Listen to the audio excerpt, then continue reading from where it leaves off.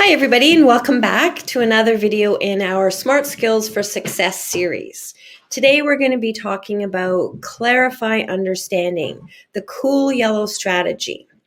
Now it might seem a little bit odd that we actually have a thinking strategy that's just simply about clarifying understanding, but it's a really important one and key to our success. Definition. Sharpen the understanding of a situation by gathering information and asking questions. This strategy focuses your attention on getting clear on the task, challenge, issue, or situation.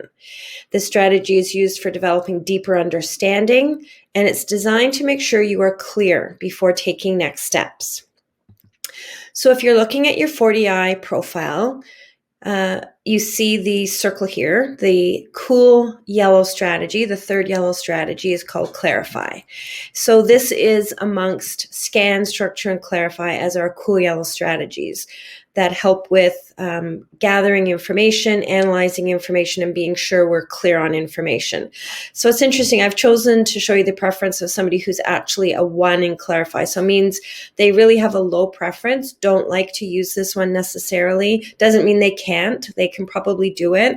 It's just amongst other ways of thinking, this is one that they probably don't like to do so much. And I find it interesting too, because clarify is about asking questions to get clear on something.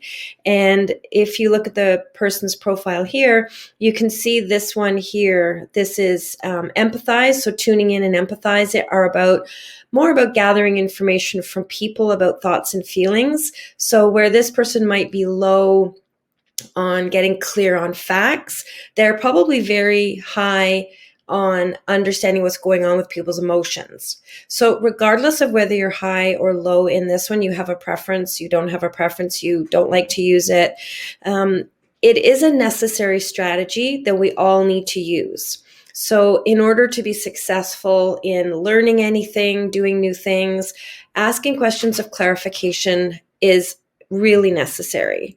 So low preference, clarification requires that you slow down and you ask questions. So if you have a very low preference for doing that, it might mean you're moving really quickly. You get an idea, you just want to make it happen. Many other reasons why you might not be asking questions. An average preference, this is, you use it, you're probably pretty clear on how to use it, what to do, and you know to use it when you're unclear about something. A very high preference, so you have a really high score, so say over 85 in this one, it means you probably ask a lot of questions of clarification, and you may need to have a lot of information before feeling comfortable about proceeding on something until you have every detail clear.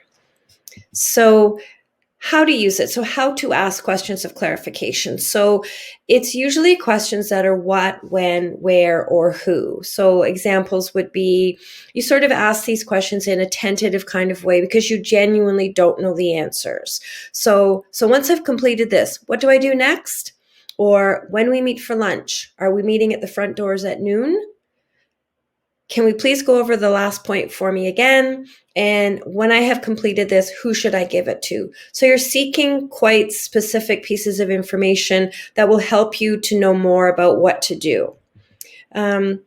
And then following up to clarification, for really effective communication, you need to listen effectively to what is being told to you, so what the clarification is, and continue to ask questions until you understand. So if you don't understand the first time around, you can further clarify, drill down a little bit deeper, still being a little bit hesitant, being a little bit respectful, of course, and just say, I'm not sure about the last point. Can you show me what you mean? So perhaps asking for demonstration, or, reiterate, I missed the last detail. Can you say that one more time so I'm clear? So there's other ways to ask questions. So in our strategies, we also have in the green strategies, the creative strategies, we also have the thinking strategy of challenge. That's also asking questions, but it's more about looking for creative solutions, new ways of doing things. So an example would be, wow, has anyone ever thought of doing it this way? I just had such a great idea. So it's, suggesting something new. And then Crux in the red strategies would be, really drilling down and getting to the root cause of something. So that would be a question like, why does this problem keep happening? So it's really a questioning, feels a little bit colder, a little bit stronger.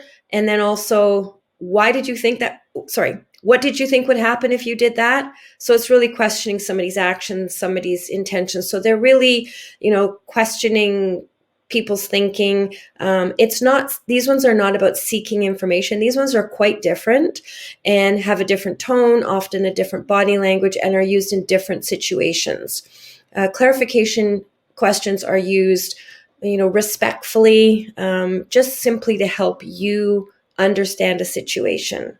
And I'll talk more about challenge and crux and validate and the effective applications of those in other videos.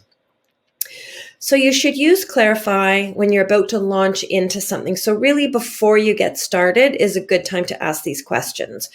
When you're unclear or you're confused, you think you know what to do, but you just really want to double check. You need more precise information. You're learning something new. So this is a huge one when you're learning, when you're in school. This is how you sort of check to make sure that you're on track, that you've got the information correctly. You can't always assume that you know what's going on or that your understanding has been correct. So by asking questions of clarification, you're ensuring that.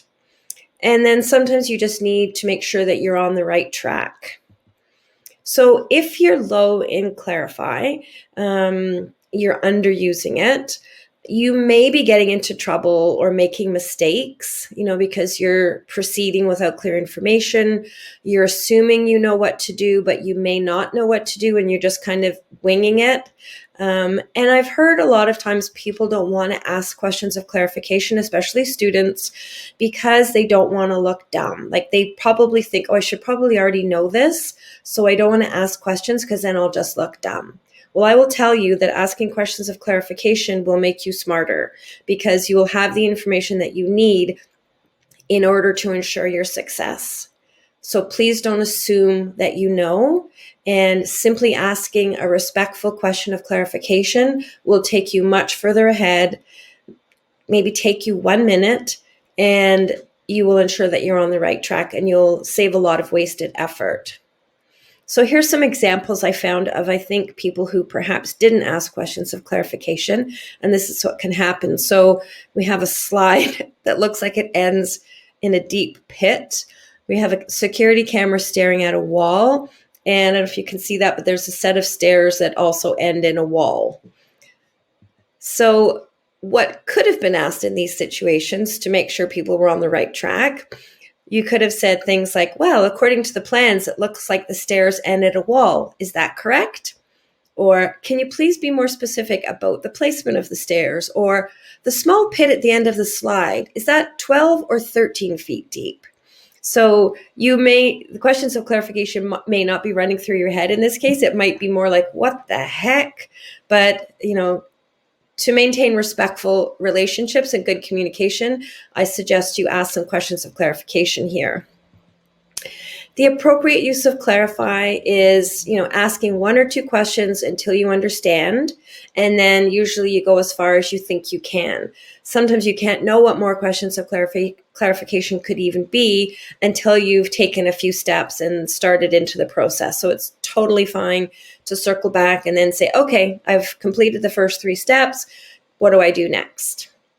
And then people who are really high in this, who may use it a lot, they might be seen to be asking too many questions and annoying or frustrating others, because often questions of clarification take time, and asking a lot of questions could be slowing down people's ability to move forward. So you're stalling move to action by needing more and more and more detail. And then you could also be insisting on perfect clarity before moving on. And sometimes you have to get started to have perfect clarity. So you do need to sort of launch into it a little bit to know if you are on the right track or not. So it's useful communication and relationship tool, clarification is, to ensure your understanding of facts and figures, as well as people's thoughts and opinions. and you can use it to enhance your understanding of a situation and to help you take the next correct steps. So I hope this has been helpful, and thank you once again for joining us, and please stay tuned for further videos about other strategies. Thank you. Bye for now.